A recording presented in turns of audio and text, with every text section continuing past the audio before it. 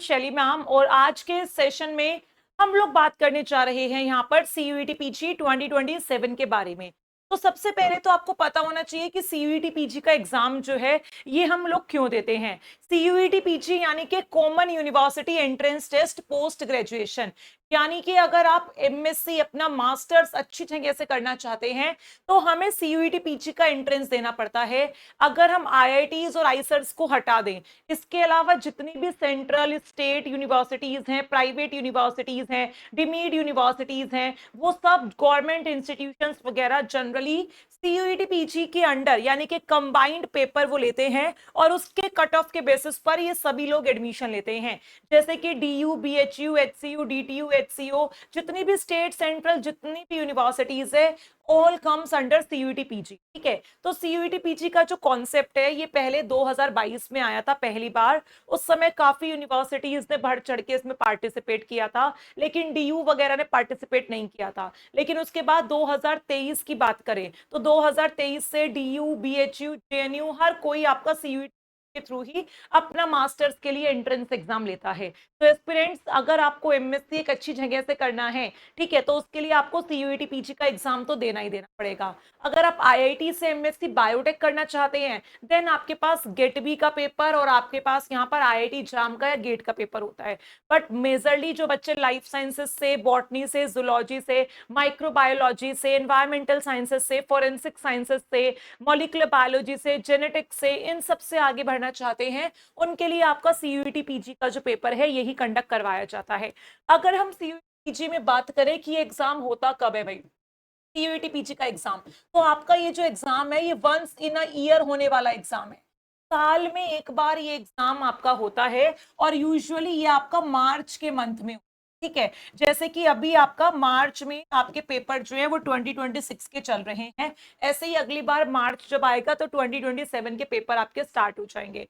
ठीक है, अगर हम यहाँ पर लैंग्वेज की बात करें तो जनरली यहाँ पर ये जो लैंग्वेज होता है ना ये बाइलिंगुअल होता है, यानी कि यहाँ पर इंग्लिश और हिंदी दोनों लैंग्वेज में आपका जो पेपर है वो पूछा जाता है। इसको कंडक्ट कौन करवाता है और ये किस मोड में होता है, तो भाई ये आपका कंप्यूटर बेस्ड टेस्ट होता है, यानी कि आपके ऑनलाइन सेंटर्स होते हैं, वहां पर आपको सिस्टम मिलता है जिसके बेसिस पर आप यहाँ पर इस पेपर को कंप्यूटर की मदद से देते हैं। और कौन कंडक्ट करवाता है तो आपको पता है, नेशनल टेस्टिंग एजेंसी एनटीए सारे एग्जाम्स जो है आपके कंडक्ट करवाता है। ठीक है, अब एस्पिरेंट्स हम लोग यहाँ पर बात करने जा रहे हैं आपके मार्किंग स्कीम की। यहाँ पर मार्किंग स्कीम क्या रहती है, किस तरीके से आपके नंबर यहाँ पर आपको एग्जाम में मिलते हैं। तो बेटा इसके लिए आपको ये समझना पड़ेगा कि यहाँ पर क्वेश्चन किस टाइप के आते हैं। What is the type of question, question यहाँ पर किस टाइप के आते हैं और यहाँ पर ये जो क्वेश्चन होते हैं ये कितने आते हैं। ठीक है, यानी कि number of question and type of question आपको पता होना चाहिए। अगर मैं टाइप ऑफ क्वेश्चंस की बात करूं तो सीयूईटी पीजी थोड़ा सिंपल एग्जाम है, क्योंकि यहां सिर्फ और सिर्फ मल्टीपल चॉइस क्वेश्चन आते हैं। आईआईटी जैम या गेट की बात करेंगे, वहां पर मल्टीपल चॉइस क्वेश्चंस के साथ साथ मल्टीपल सिलेक्टेड क्वेश्चंस, यानी कि आपके एमएसक्यू जहां पर एक से ज्यादा ऑप्शन सही होता है, सबको टिक करते हैं तभी नंबर मिलते हैं, वो भी आते हैं। और एनएटीज यानी कि न्यूमेरिकल क्वेश्चंस भी आते हैं। But CUET PG is quite easy as compare to JAM and GATE, क्योंकि नंबर ऑफ सीट्स यहाँ पर ज्यादा है और सिर्फ एमसीक्यू यहाँ पर आते हैं। टोटल बेटा यहाँ पर आपके 75 क्वेश्चंस आते हैं, यानी कि 75 एमसीक्यूज यहाँ पर आते हैं। और इसमें कोई जनरल एप्टीट्यूड वगैरह कुछ नहीं होता, ये सिर्फ और सिर्फ सब्जेक्ट स्पेसिफिक होते हैं। There is no part A, general aptitude या लैंग्वेज जैसा कोई पेपर यहाँ नहीं होता, सिर्फ जो आपका सब्जेक्ट है उसी से रिलेटेड क्वेश्चंस यहाँ पर आते हैं। तो बेटा जी यहाँ पर मार्किंग स्कीम के ऊपर बात करें तो हर सही क्वेश्चन करने पर हमें +4 मिलता है फॉर ईच करेक्ट क्वेश्चन, यानी कि जितने क्वेश्चन सही करेंगे उसके बदले 4 नंबर मिलेंगे। अगर एक भी क्वेश्चन गलत हो जाता है तो हमें यहाँ पर एक नंबर जो है वो कटा हुआ देखने के लिए मिलता है, और जो क्वेश्चन हम अटेम्प्ट नहीं करते उसके लिए हमें 0 मार्क्स मिलते हैं। यानी कि मैक्सिमम मार्क्स कितने हैं इस पेपर के लिए, तो मैक्सिमम मार्क्स हमारे यहाँ पर 300 होते हैं। और सबसे बढ़िया बात क्या है जो इस कंपटीशन को टफ बनाती है, वो है यहाँ पर कि ये जो 75 क्वेश्चंस है ना, ये सॉल्व करने के लिए हमें सिर्फ और सिर्फ 90 मिनट्स मिलते हैं। हमें 3 घंटे नहीं मिलते आईआईटी जैम, गेट या नेट की तरह, हमें सिर्फ 90 मिनट्स का यानी 1.5 घंटे का समय मिलता है इसका मतलब आपको 1 मिनट 10 सेकंड के अप्रॉक्स में हर क्वेश्चन को समझ के उसको टिक करना पड़ेगा। तो यहां पर ये चीज है जिसकी वजह से ही पेपर बच्चों को टफ लगता है, क्योंकि 75 क्वेश्चन करके आने हैं 90 मिनट्स। अगर बेटा मैं यहाँ पर इस सेशन में बात करूं तो मैं कौन कौन से सब्जेक्ट की बात कर रही हूँ। We at Ved prep biology academy are dealing the 4 subjects. कौन कौन से 4 सब्जेक्ट्स भाई? लाइफ साइंसेज का कोड होता है SCQP17। ऐसे ही बेटा हम लोग यहाँ पर आपको बॉटनी के लिए क्लासेस देते हैं SCQP07। सिमिलरली और SCQP03, यानी कि अगर किसी स्टूडेंट को अप्लाइड माइक्रोबायोलॉजी से ये पेपर देना है SCQP03 से, तो वो वेद प्रेप से जुड़ सकता है। और एट लास्ट किसी को जोलॉजी से पेपर देना है SCQP28 से, तो वो हमारे साथ यहाँ पर हमारे प्लेटफॉर्म से जुड़ सकता है। हमारे न्यू फ्रेश बैचेस जो है, रैंकर्स बैच जो है, वो इसी विजन के साथ स्टार्ट हो रहे हैं। इस बैच में देखो, जब से 2022 से सीयूईटी का कॉन्सेप्ट आया है, वेद प्रेप ने हमेशा AIR-1 प्रोड्यूस किया है। आपके DU में जितने भी MSc करने वाले लोग हैं, JNU, BHU, HCU, Punjab, Rajasthan, Haryana, DTU, कहीं का भी नाम ले लो, आपके सीनियर्स 80% वेद प्रेप से ही सीयूईटी का तैयारी करके वहां तक पहुंचे हैं। तो एक लीगेसी हमने मेंटेन की हुई है, क्योंकि क्वालिटी कंटेंट हमारे पास बहुत ही अच्छा है and we have a very big team for delivering the content, right. तो एस्पिरेंट्स हमारे न्यू बैचेस जो हैं सीयूईटी 2027 के लिए, दैट इज रैंकर्स बैच, ये आपके स्टार्ट हो रहे हैं। और अगर किसी को इसमें एनरोल करना है तो यहाँ पर ये हमारा हेल्पलाइन नंबर है, इसके थ्रू आप डिस्काउंट कूपन कोड ले सकते हो और इस रैंकर्स बैच में एनरोल कर सकते हो। इसमें वो सभी फैसिलिटीज मिलेंगी जो एक स्टूडेंट को रैंकर बनाता है, यानी कि पूरा सिलेबस आपका यहाँ पर कंप्लीट होगा। पहले आपका सिलेबस लाइव फॉर्म में कंप्लीट होगा, फिर लाइव क्लासेस रिकॉर्डेड फॉर्म में भी मिलेंगी, ताकि आप उसको अच्छे से रिवाइज कर पाए। क्लास में टीचर के हैंड रिटन PDF नोट्स आपको मिलेंगे, असाइनमेंट्स मिलेंगे, प्रीवियस ईयर मिलेंगे, all India test series, mentorship, और यहां पर एग्जाम के टाइम पर आपको मिलता है 1 शॉर्ट रिवीजन सेशन, यानी कि एक सेशन में लगातार पूरा सिलेबस आपको एक साथ रिवाइज करा दिया। तो रैंकर्स बैच हमारा लाइव हो चुका है and this is our helpline number, right. अब हम लोग यहाँ पर बात कर लेते हैं लाइफ साइंसेस के बारे में। तो एस्पिरेंट्स लाइफ साइंसेस के लिए अगर आप यहाँ पर सेफेस्ट स्कोर की बात करोगे और आप अच्छा यूनिवर्सिटी में जाना चाहते हो, जैसे कि JNU, DU, BHU, मैं इन सब की बात कर रही हूँ, Tier 1 में यही आते हैं। तो देखो बॉटनी और जूलॉजी तो है नहीं यहाँ पर JNU में, ठीक है।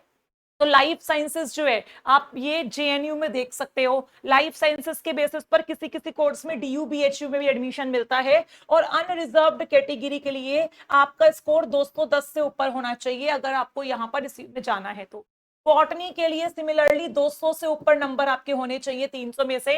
अप्लाइड माइक्रो का तो कंपटीशन और भी तगड़ा है भाई, यहाँ तो आपके 230 से ऊपर नंबर जनरली होते हैं, तब जाके आपको कहीं BHU मिलता है। DU तो 250 से ऊपर मिलता है। और जूलॉजी के लिए अगेन आपका जो स्कोर होना चाहिए वो 195 से ऊपर होना चाहिए। ये Tier 1 के लिए है, यानी कि जो हमारी टॉप मोस्ट यूनिवर्सिटीज हैं, ठीक है, उनके लिए आपका यहाँ पर इतना स्कोर चाहिए होता है। अब हम लोग यहाँ पर आपके सिलेबस की बात कर लेते हैं, ठीक है। सिलेबस क्या क्या है, तो सबसे पहले मैं आपको अप्लाइड माइक्रोबायोलॉजी का सिलेबस बता देती हूँ। अप्लाइड माइक्रोबायोलॉजी यानी कि आपका SCQP03, this is the code for applied microbiology. तो SCQP03 की अगर हम बात करें तो आप यहाँ पर इसका पैटर्न समझ सकते हैं। 75 क्वेश्चंस आएंगे, सब्जेक्ट स्पेसिफिक होंगे और पेपर आपका बाइलिंगुअल होगा। सबसे पहला यूनिट यहाँ पर आपका माइक्रोबायोलॉजी है, जिसमें आपको history and scope of microbiology पढ़ना है, और भी बहुत सारे पॉइंट्स हैं जो आपको यहाँ पर कवर करने हैं। तो ये सारे पॉइंट्स रैंकर्स बैच में आपको यहाँ पर कवर करवाए जाएंगे। देन बेटा we have cytology and genetics, यानी कि सेल बायोलॉजी एंड जेनेटिक्स, ठीक है। और यहाँ पर आपके मॉलिक्यूलर बायोलॉजी के क्वेश्चंस भी आते हैं, क्योंकि यहाँ पर जब आप प्रीवियस ईयर देखोगे तो आपको समझ में आएगा there are some questions from molecular biology also. तो रैंकर्स बैच में हम लोग जेनेटिक्स और मॉलिक्यूलर बायोलॉजी का यूनिट जो है इसको स्टार्ट करने जा रहे हैं। और जो क्लासेस होती हैं वो आपकी इवनिंग में होती हैं 5 बजे के बाद, ताकि आप लोग यहाँ पर कॉलेज के बाद लाइव क्लासेस को एंजॉय कर पाए। देन बेटा आपको यहाँ पर बायोकेमिस्ट्री पढ़ना है। बायोकेमिस्ट्री के बाद आपको यहाँ पर प्लांट फिजियोलॉजी पढ़नी है, और ये आपका पूरा आता है मेटाबॉलिज्म पोर्शन के अंदर। देन आपको बायोटेक्नोलॉजी पढ़ना है, टेक्निक्स का पोर्शन पढ़ना है, इम्यूनोलॉजी पढ़ना है एंड आपको इकोलॉजी पढ़ना है। सिमिलरली अगर हम यहाँ पर बात करें बॉटनी के सिलेबस की, तो बॉटनी SC07 के लिए सिलेबस थोड़ा बड़ा है। यहाँ पर टोटल बेटा आपको कितनी यूनिट दी हुई है? टोटल 14 यूनिट्स आपको यहाँ पर दी हुई है और इन 14 यूनिट से आपका पूरा सिलेबस आता है। ये हमारा बॉटनी के लिए सिलेबस है भाई। This is the syllabus for botany aspirants. Botany वाले जो बच्चे होते हैं इनमें थोड़ा सा पोर्शन जो है ज्यादा आता है as compare to life sciences. Syllabus थोड़ा बड़ा है। पहला यूनिट फाइकोलॉजी माइक्रोबायोलॉजी यानी एल्गी बैक्टीरिया वायरस इन सब के बारे में, फिर बायोमोलिक्यूल्स और सेल बायोलॉजी यानी बायोकेमिस्ट्री पढ़नी है और सेल बायोलॉजी। देन आपको यहाँ पर फंजाई माइकोलॉजी और फाइटोपैथोलॉजी पढ़नी है। Then archegoniates anatomy economic botany genetics molecular biology plant ecology plant semantics reproductive biology plant physiology plant metabolism and plant biotechnology. Right. Similarly aspirants अगर हम यहाँ पर बात करें आपके लाइफ साइंसेस के सिलेबस की, तो लाइफ साइंसेस यानी SCQP17 हर बच्चे को जरूर देना चाहिए। एक बच्चा मैक्सिमम 4 पेपर दे सकता है। और आप लाइफ साइंसेस का जो सिलेबस है ना देखोगे, जूलॉजी से बहुत मैच करता है और माइक्रो से बहुत मैच करता है। तो आपको अपने पास एक मेन पेपर रखना चाहिए और एक और पेपर आपको देना चाहिए भाई, बहुत ही इंपॉर्टेंट है 2 पेपर देना यहाँ पर। तो लाइफ साइंसेस में आपके पास सबसे पहला यूनिट टेक्निक का है। ये सेम यूनिट बॉटनी में भी आता है, ये सेम यूनिट माइक्रोबायोलॉजी में भी आता है, जूलॉजी में भी। देन यूनिट नंबर 2 और 6 मिला के, ये नाम टफ लग सकते हैं लेकिन ये जो सिलेबस है ये मॉलिक्यूलर बायोलॉजी और जेनेटिक्स का है और ये भी कॉमन यूनिट्स हैं जो बॉटनी जूलॉजी अप्लाइड माइक्रो सब में आती है। बायोकेमिस्ट्री एंड मेटाबॉलिज्म अगेन आपका कॉमन यूनिट है। देन आपको बायोटेक्नोलॉजी पढ़नी है, माइक्रोबायोलॉजी में इम्यूनोलॉजी का पोर्शन भी दिया हुआ है। फिर आपको प्लांट साइंस और एनिमल साइंस यानी कि plant physio plant diversity animal physio और एनिमल डाइवर्सिटी पढ़नी है। तो ये सिलेबस जो है बहुत सेम मैच करता है बाकी सब्जेक्ट के साथ भी। तो एक स्टूडेंट जो अपना एक बैच में पेपर की तैयारी कर रहा है उसको बाकी एक दूसरा पेपर भी जरूर तैयार करना चाहिए। राइट। अब अगर मैं यहाँ पर जूलॉजी SCQP28 की बात करूं तो इसमें भी आपकी 14 यूनिट्स हैं। Cell biology biochemistry molecular biology ecology evolution biodiversity and conservation immunology आपका जेनेटिक्स बायोटेक्निक डाइवर्सिटी यानी कि vertebrate invertebrate developmental biology biostat animal physio and RDT। तो बेसिकली ये हमारे सिलेबस हैं और ये सारे सिलेबस आपको रैंकर्स बैच में यहाँ पर पूरा अच्छे से पढ़ाए जाएंगे। हमें यहाँ पर सेमेस्टर का एग्जाम नहीं लिखना कि सिर्फ थ्योरी लिख के आ गए और कुछ नंबर मिल गए। यहाँ एग्जैक्ट आंसर देना है तभी +4 मिलेगा वरना -1 लग जाएगा। तो रैंकर्स बैच चाहे आप जूलॉजी बॉटनी लाइफ साइंस या अप्लाइड माइक्रोबायोलॉजी किसी के लिए भी अपना यहाँ पर पढ़ना चाहते हैं तो ये जो डिस्काउंट है भाई ये आपका एक्सटेंड हो गया है भाई, ये डिस्काउंट आपका एक्सटेंड हो गया है। तो आप यहाँ पर इस नंबर पे बात करके ये जो डिस्काउंटेड प्राइस हैं इस पे अपने आप को रैंकर्स बैच में एनरोल करवा सकते हैं। देन एस्पिरेंट्स हम लोग यहाँ पर बात करते हैं कि इतना स्कोर आएगा कैसे। तो इतना स्कोर लाने के लिए जो आपकी सही स्ट्रेटेजी होनी चाहिए वो यही होनी चाहिए कि आप यहाँ पर प्रीवियस ईयर क्वेश्चंस को मैक्सिमम से मैक्सिमम सॉल्व करें। आप लोग मैक्सिमम से मैक्सिमम फुल लेंथ टेस्ट दें और अपने कॉन्सेप्ट्स को BSc सेकेंड ईयर से ही स्टेबल करना स्टार्ट कर दें। BSc सेकेंड ईयर से एक बच्चे को CUET PG IIT एग्जाम या गेट का तैयारी कर देना चाहिए। अगर इस एग्जाम में हम लोग एलिजिबिलिटी की बात करें भाई कौन कौन यहाँ पर इस एग्जाम को दे सकता है, तो वो सभी स्टूडेंट जो BSc फाइनल ईयर में प्रेजेंट है, ठीक है, या जिनका BSc क्या हो चुका है कंप्लीट हो चुका है, वो सभी स्टूडेंट्स यहाँ पर इस एग्जाम को दे सकते हैं। तो जो बच्चे 2027 मार्च में उनको लग रहा है कि हम BSc फाइनल ईयर में आ जाएंगे, उन बच्चों को यहाँ पर अपना इस एग्जाम का तैयारी स्टार्ट कर देना चाहिए। एंड में बहुत पैनिक सिचुएशन आ जाती है क्योंकि पूरे साल सेमेस्टर भी 2 बार आएंगे, त्योहार भी आएंगे, तबीयत भी खराब होगी, बहुत सारी चीजें होंगी।